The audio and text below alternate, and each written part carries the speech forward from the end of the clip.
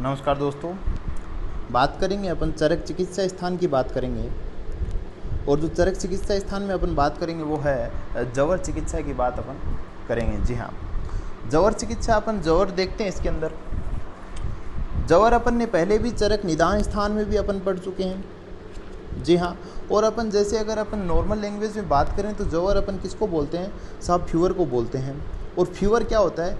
Fever का मतलब होता है राइज इन बॉडी टेम्परेचर, कि शरीर के तापमान का बढ़ जाना। जी हाँ, जैसे नॉर्मल टेम्परेचर जो अपना 37 डिग्री सेल्सियस होता है वो इससे कुछ जो है वो ऊपर हो जाए तो उसको अपन क्या बोलते हैं कि साहब जवर बोलते हैं। जी हाँ,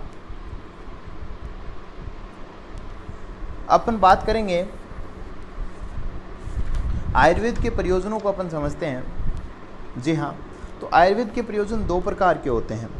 पहला होता है कि जो स्वस्थ मनुष्य होते हैं उसके स्वास्थ्य की रक्षा करना, और जो दूसरा प्रयोजन होता है वो है जो रोगी होता है उसके रोगों का जो है वो निवारण करना, उनका प्रशमन करना। जी हाँ, तो उन जो ये जो आयुर्वेद के प्रयोजन होते हैं इनकी प्राप्ति के लिए उसी प्रकार से औषध योजना की गई है, औषध बनाए गए हैं। जी हाँ, जो भेषज है वो भी दो प्रकार का होता है। भेषज भी दो प्रकार का होता है, या फिर अपन कहें साहब औषध भी दो प्रकार का होता है। दो प्रकार का कैसे? स्वस्थस्य ऊर्जस्करम किंचित, कुछ ऐसे होते हैं जो क्या करते हैं साहब, जो स्वस्थ मनुष्य होता है उसके स्वास्थ्य की रक्षा करते हैं। स्वस्थ मनुष्य के स्वास्थ्य की रक्षा करते हैं, या फिर अपन कहें ओज को बढ़ाते हैं, ऊर्जस्क्रम के उत्तम भाव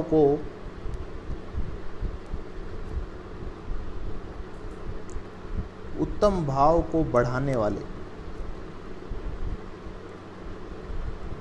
जी हाँ, कुछ भेषज कुछ औषध ऐसे होते हैं जो कि स्वस्थ मनुष्य जो होता है उसके उत्तम भाव को बढ़ाते हैं। सब उत्तम भाव से क्या समझ रहे हैं अपन? जी हाँ, तो एक ऐसी चीज़ जो स्वस्थ मनुष्य के स्वास्थ्य को बना रहे तो वो क्या होगा? सब ओज होगा, ओज समझ सकते हैं, या फिर अपन कहें व्याधि क्षमत्व होगा, या फिर अपन कहें साहब इम्यूनिटी होगा।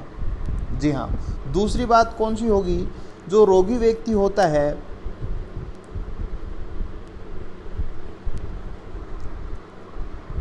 जी हाँ, आगे क्या लिखा है कि किंचित आर्तस्य रोगनुत, जो रोगी व्यक्ति है,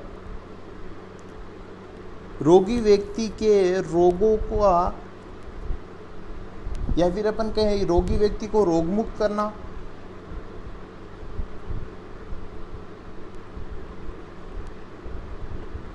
जी हाँ, या फिर रोगी व्यक्ति के रोगों का निवारण करना। जी हाँ, तो इसमें क्या है, इसको अपन कहते हैं आर्तस्य रोगमुक्त।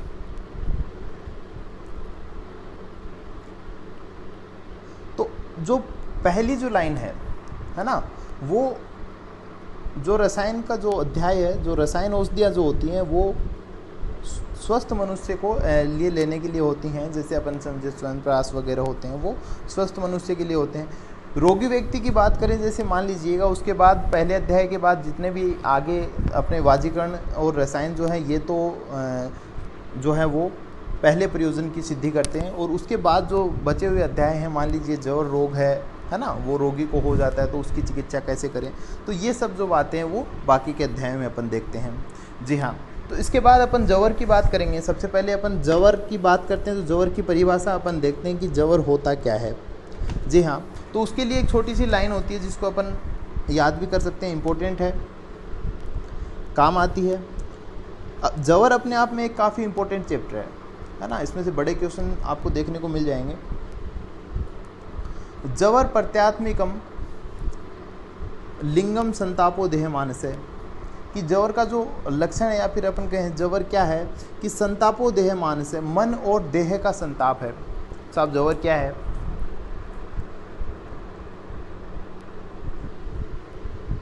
मन और शरीर में संताप होना जवर कहलाता है। जवर कहलाता है। साहब इसमें अपन शरीर का संताप तो अपन टेम्परेचर से समझ गए, मन के संताप से क्या मतलब है वो अपन देखते हैं।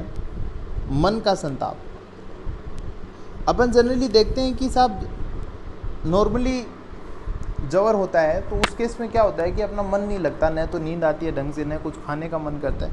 मतलब कहने का मतलब चित्त का न लगना, या फिर अपन कहें साहब बेचैनी,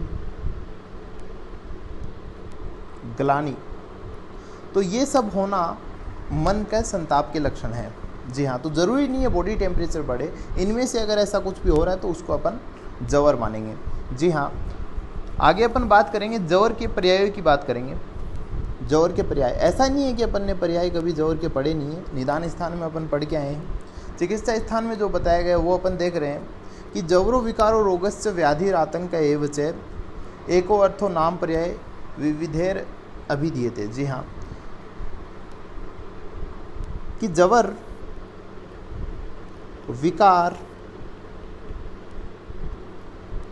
रोग, व्याधि और आतंक,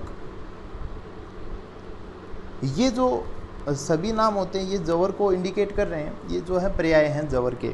इसके अलावा अपन ने व्याधि, रामयो, गद, आतंको, यक्ष्मा, जवरो, विकारो, ये सब जो है अपन ये श्लोक देखा था, निदान स्थान में देखा था, जिसमें अपन ने यक्ष्मा, आमय, गद, ये सब और पर्याय अपन ने देखे थे। तो अपन चिकित्सा स्थान पढ़ रहे हैं तो अपन इन्हीं पर्यायों की बात कर रहे हैं यहाँ पे, वो अपन समझते हैं कि अपन पढ़े हैं तो अपने याद हैं वो। जी हाँ, इसके बाद अपन अगली जो ये डायरेक्टली आ जाता है, पर्यायों का तो इतना नहीं आता जो अभी अपन बात करेंगे।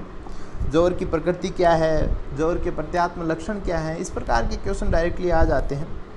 जी हाँ, अगली अपन बात करेंगे जवर की प्रकृति की बात करेंगे। धीरे धीरे लास्ट तक पूरा चैप्टर कवर कर लिया जाएगा, एक वीडियो में पॉसिबल नहीं है। जितना 20-25 मिनट में अपन कहें कंप्लीट होगा वो अपन पढ़ेंगे, उसके बाद अगली वीडियो में देखेंगे। ऐसे कर करके अपन धीरे धीरे पूरा चैप्टर कवर करेंगे। अंत में जो है चैप्टर का छोटा अपन रिव्यू भी कर लेंगे, पूरा शॉर्ट में भी देख लेंगे। जी हाँ, अपन देख रहे हैं जवर की प्रकृति की बात अपन कर रहे हैं। जी हाँ, तो जवर के कारण या फिर अपन कहें जवर के निदान भी अपन बोल सकते हैं। किन कारणों से जवर होता है, क्या कारण होता है जवर होने का। जी हाँ, तो इसमें अपन देखते हैं दो प्रकार के होते हैं। एक तो होता है सन्निकृष्ट कारण होते हैं, और एक जो होता है एक होता है विपरीकृष्ट। दो प्रकार के कारण होते हैं, बहुत सारे लोग इनको नहीं जानते हैं। एक सिंगल शब्द में अपन बात करें साहब, सन्निकृष्ट का मतलब वो कारण है जो डायरेक्टली हो, और विपरीकृष्ट का मतलब साहब होगा इनडायरेक्ट। ये कैसे? किसी भी रोग के होने में दोषों का हाथ होता है। जी हाँ, इसके अलावा अगर अपन कोई निदान पढ़ रहे हैं उसमें डायरेक्टली दोष इन्वॉल्व है कि साहब शारीरिक दोष है, उसकी वजह से प्रकोपित होने की वजह से जो है रोग हो गया है, तो वो सन्निकृष्ट निदान हो गया। इनडायरेक्टली बात करें तो मान लीजिएगा मिथ्या आहार विहार, तो ये जो चीज़ है ये मिथ्या आहार विहार के सेवन से क्या हुआ, दोष प्रकोपित हुए हैं, उसके बाद क्या हो रहा है साहब रोग हो रहा है, तो ये हो गया इनडायरेक्ट या फिर अपन कहें विपरीकृष्ट। जी हाँ, तो ये जो है दो प्रकार के कारण होते हैं, ये अपन देखेंगे इसमें। जी हाँ, तो सबसे पहले अपन देख रहे हैं कि तस्य प्रकृति रुद्दिष्टा दोषा शरीर मानसा, कि साहब इसकी प्रकृति, इसका कारण क्या है कि साहब दोष हैं। साहब कौन कौन से दोष हैं? शारीरिक दोष हैं और मानसिक दोष हैं। जी हाँ, तो अपन लिखेंगे, पहले अपन ऊपर के श्लोक की बात कर रहे हैं, उसके बाद नीचे वाला पढ़ेंगे। जी हाँ, तो सबसे पहले अपन लिख रहे हैं कि जवर की प्रकृति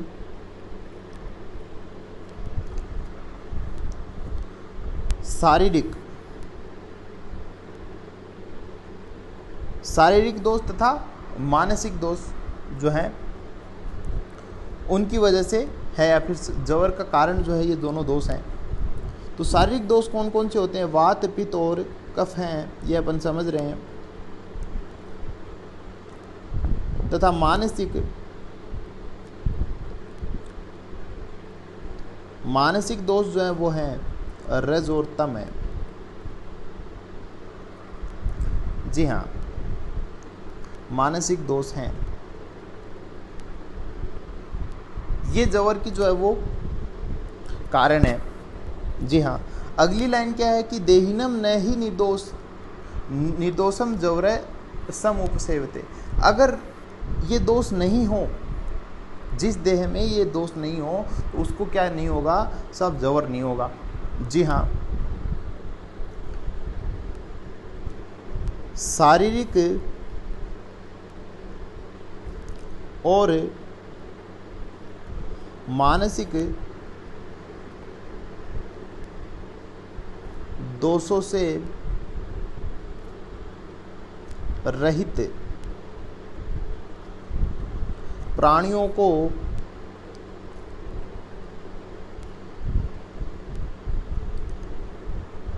जवर नहीं होता है।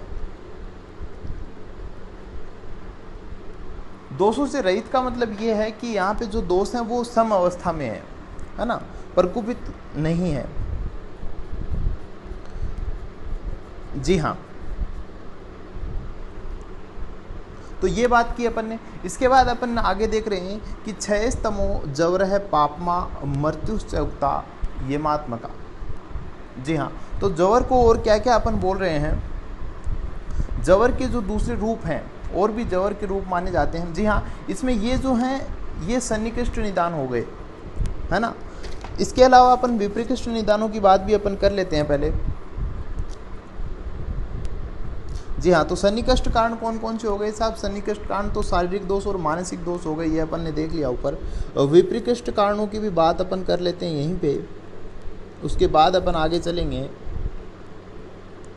जी हाँ, तो विप्रकृष्ट कारण अपन ने देखे तो सबसे पहले मिथ्या आहार विहार, ये अपन डाल सकते हैं, जनरली ऐसा कुछ है नहीं, बाकी ये मिथ्या आहार विहार जो अपन हर रोग में ही लिख देते हैं, चल जाता है। दूसरा है असातम में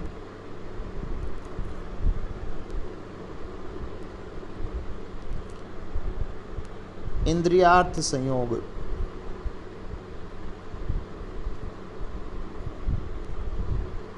ये भी अपन देखते हैं। प्रज्ञाप्राद, ये विप्रकृष्ट निदानों में आते हैं। परिणाम काल वगैरह बोलते हैं। जी हाँ, तो ये सब जो है ये विप्रकृष्ट निदान हो गए। श्लोक की बात करें तो उसमें शारीरिक और मानसिक दोषों की ही बात की गई है। जी हाँ, इसके बाद अपन आगे चलेंगे कि क्षयस्तमो जवर पापमा मृत्युश्चौक्ता येमात्मका। जी हाँ, जवर के दूसरे नाम भी हैं, इनको भी अपन देखते हैं।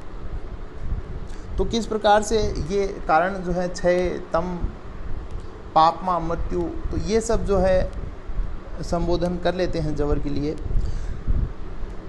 जी हाँ, तो इन पांचों शब्दों की भी अपन बात करेंगे यहाँ पे।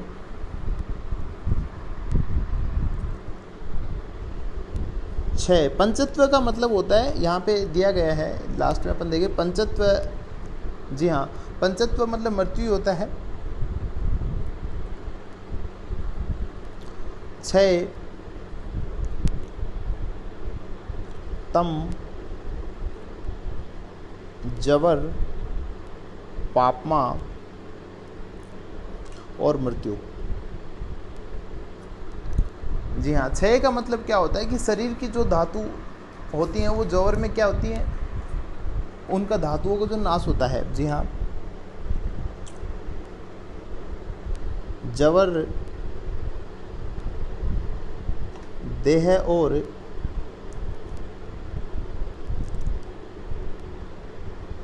धातुओं का नाश करता है। जी हाँ, तो ये अपन, तम का मतलब होता है मोह, तो जवर मोह उत्पन्न करता है।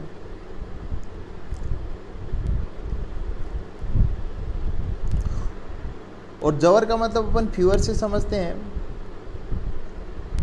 तो जवर जो है वो ताप उत्पन्न करता है।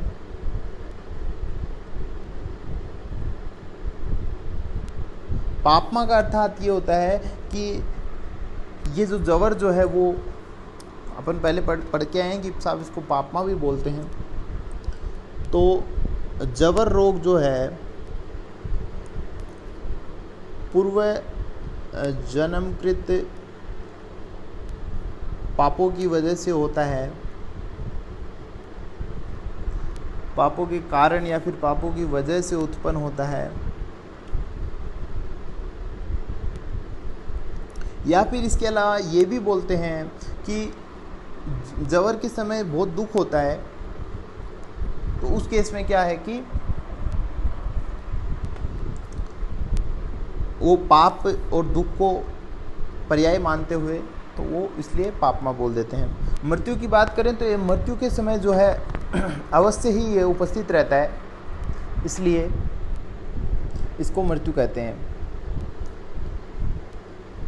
मृत्यु काल में अवश्य ही उपस्थित रहता है।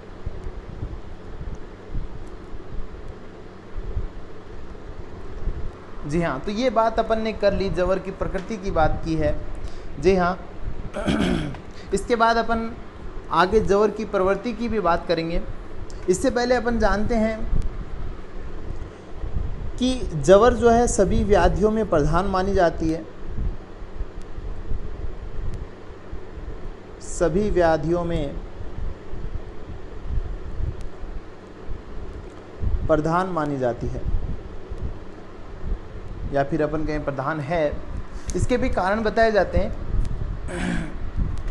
कि साहब इसका एक कारण तो ये होता है कि क्यों प्रधान है कि जवर के जन्म के आदि और अंत में अवश्य उपस्थित रहता है।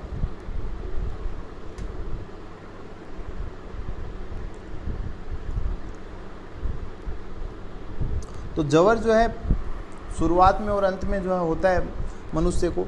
दूसरा ये होता है कि सभी रोगों में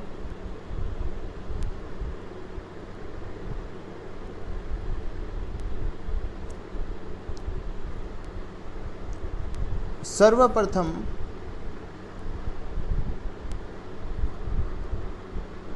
उत्पन्न होने के कारण होने वाला तथा सभी रोगों में बलवान।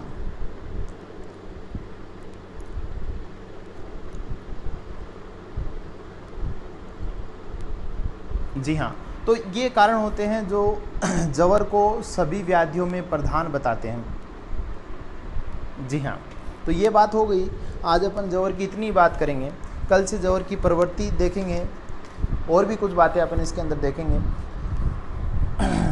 जी हाँ, इसके अलावा कुछ लोगों की डाउट रहती है कि साहब जो अपन कंटेंट पढ़ रहे हैं यहाँ पे वो सफिशिएंट है क्या एग्ज़ाम पॉइंट ऑफ व्यू से। जी हाँ, तो एग्ज़ाम की बात जहाँ तक करें तो ये अपन जो पढ़ रहे हैं ये पूरा एग्ज़ाम बेसिस पे ही पढ़ रहे हैं। जो CCIM जो सिलेबस चल रहा है उसके हिसाब से अपन पढ़ रहे हैं, ठीक है। तो आपको निश्चिंत रहना है, कोई दिक्कत नहीं है। इसके अलावा ऐसा नहीं है, बुक की बात करें तो बुक में तो क्या बहुत कुछ लिखा रहता है, तो अपन पूरा बुक का हुबहू नहीं पढ़ रहे, लेकिन सफिशिएंट पोर्शन है। कोई ऐसे घबराने की बात नहीं है कि सफिशिएंट नहीं है, सफिशिएंट है ना, कोई दिक्कत नहीं है। तो आप पढ़ सकते हैं। बाकी इसके अलावा आप अगर थोड़ा बहुत इसके आसपास गो थ्रू होना चाहें किसी बुक की सहायता से तो वो भी आप कर सकते हैं, कोई दिक्कत नहीं है। बाकी ये भी ठीक है। इसके अलावा आप डिस्क्रिप्शन विजिट करते रहें। दूसरा, आप अपनी राय ज़रूर बताएं, है ना। आप कमेंट में बताते रहे, मैं नहीं कहूँगा आप और जो सब्सक्राइब करें, ऐसा कुछ मैं आपको नहीं बोल रहा हूँ। आपकी इच्छा हो तो करें। बाकी और लोग हैं आपके क्लासमेट्स वगैरह, उनको बता सकते हैं आप। अगर आप ज़्यादा लोगों को आप बताते हैं, ज़्यादा लोग अगर इसको देखते हैं तो मुझे भी पर्सनली अच्छा लगेगा कि हाँ इतने लोग अपने को देख रहे हैं, तो वो एक अच्छी बात है। उसके अलावा आप रेगुलर देखते रहें और कोशिश यही रहेगी कि आपको जल्दी ही सारा कंप्लीट करवाया जाए। जी बिल्कुल, है ना। और डिस्क्रिप्शन आप ज़रूर देखते रहें, उसमें आपको काफ़ी मदद मिल सकती है। बहुत बहुत धन्यवाद, अपनी राय ज़रूर दें, है ना।